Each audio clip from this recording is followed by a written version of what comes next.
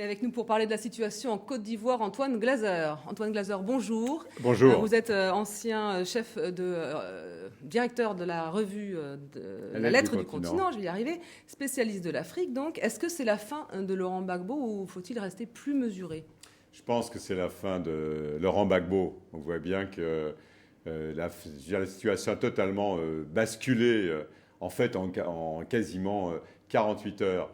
Et c'est vrai que Alassane Ouattara, le président élu, c'est certain, a dû comprendre à un moment donné que s'il ne se passait rien à l'intérieur du pays, il ne pourrait pas finalement sortir Laurent Gbagbo du palais. Et c'est finalement, il était bunkérisé à l'hôtel du Golfe.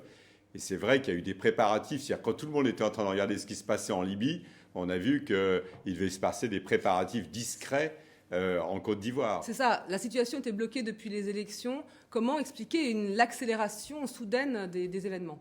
Je pense qu'en fait, il y a eu des préparatifs. Je pense que les pays de la région, en particulier le Nigeria, qui préside la communauté des États d'Afrique de l'Ouest, qui devait à un moment donné, on avait parlé d'une intervention du Nigeria, de l'ECOMOG. Je pense que le Burkina Faso, des pays voisins, ont dû aider sans aucun doute des ex-rebelles qui sont devenus les forces républicaines du président Alassane Ouattara.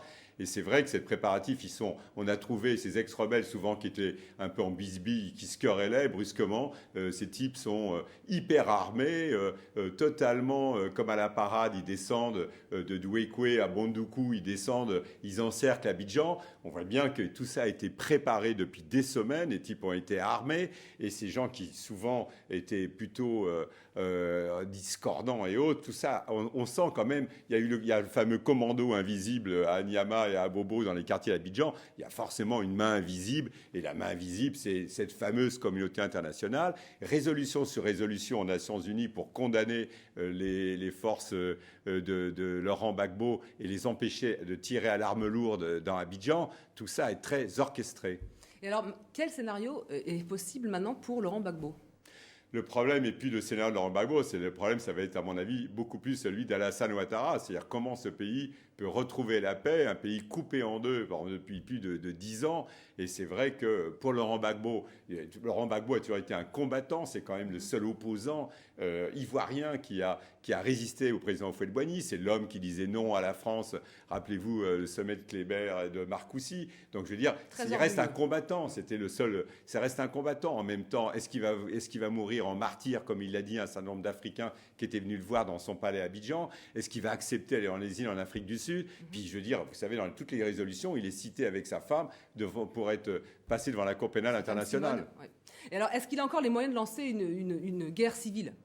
Je ne crois pas. Très honnêtement, le tournant, ça a été finalement le basculement de l'armée ivoirienne. On voit bien quand vous avez le chef d'état-major qui se réfugie à l'ambassade d'Afrique du Sud, et vous voyez bien que les forces républicaines sont descendues à encercler Abidjan sans qu'il n'y a pas eu de combat réellement des forces de pro-Gbagbo. Il y a encore les jeunes patriotes, mais les jeunes patriotes, le 31 mars, ils devaient être enrôlés dans l'armée ivoirienne. Mais je veux dire, à partir du moment où il n'y a plus d'armée, il n'y a plus de caserne, ils vont peut-être entourer le palais, il va y avoir des exactions. Mais franchement, on ne voit pas. Je pense que très rapidement, il s'agit vraiment de la survie de Laurent Gbagbo.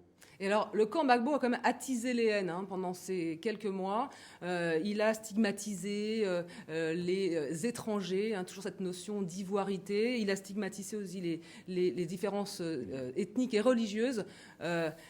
Il a aussi stigmatisé la France. C'est peut-être pour ça qu'elle n'est pas intervenue plus tôt avec sa force licorne. Ah ben la France, on a entendu Alain Juppé qui a dit que c'est pas, et même le président Nicolas Sarkozy qui a dit que c'est pas l'ancienne puissance coloniale et la plus mal placée pour intervenir en Côte d'Ivoire. Au moins au niveau de Paris, on a commencé à comprendre que si vous voulez éviter une flambée nationaliste et aussi si vous voulez éviter que les Ivoiriens s'en prennent aux intérêts français, c'était très important de ne pas apparaître en première ligne. La force licorne est restée très discrète autour de l'hôtel du Golfe et les Nations Unies. Mais les Nations Unies maintenant, force des Nations Unies, c'est 10 000 hommes. Mais 10 000 hommes, il faudra un jour faire une émission sur qu'est-ce que c'est que les casques bleus. Souvent, ne sont-ils pas intervenus? Mais ils ne sont pas intervenus. D'abord, ils n'ont pas souvent les forces. Et la principale force de ce qu'on appelle les forces impartiales, où vous avez 12 000 hommes des Nations Unies et les 900 hommes de la force licorne française qui est intégrée. C'est vrai que la force de réaction rapide, ce sont les Français. Si les Français sortent trop, on va dire, c'est encore on va encore voir, comme en novembre 2004, les parades dans la Casbah avec ces images des Français bérets rouges,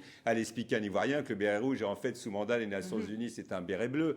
Donc là, on sent que c'est une autre méthode qui a été faite. Ça veut dire une méthode, franchement, style opération secrète, opération spéciale. Si, en disant à Alassane Ouattara, si on vous aide, c'est très mauvais pour vous parce que Laurent Gbagbo va dire c'est la communauté internationale qui a élu Alassane Ouattara, c'est pas le peuple ivoirien. Donc c'est très important que ce soit lui, avec les forces républicaines, qui prennent Abidjan. Et alors, Laurent Gbagbo, sa femme Simone, hein, ils sont du genre à aller jusqu'au bout, vous l'avez dit tout à l'heure.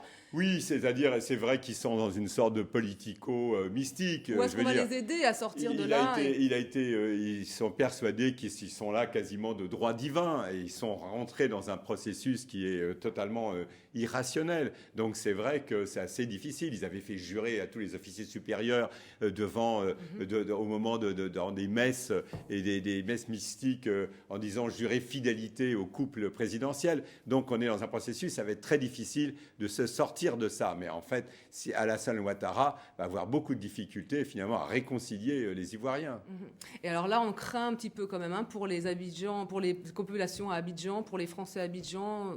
Oui, mais normalement, cette bataille finale. Normalement, on a bien vu, tout ça est très orchestré. Regardez, il y a des résolutions demandées par la France et le Nigeria pour finalement qu'on ne tire plus à l'arme lourde dans Abidjan. Normalement, les 12 000 hommes des Nations Unies, je veux dire, puisqu'ils sont plus dans le reste du pays, s'ils se concentrent sur Abidjan avec la force licorne qui occupe déjà les quartiers où il y a des Français et des communautés étrangères, normalement, devrait à un moment donné geler la situation, je pense, à Abidjan pour éviter un bain de sang. Je vous remercie, Antoine Glaser, de toutes ces explications. Merci beaucoup.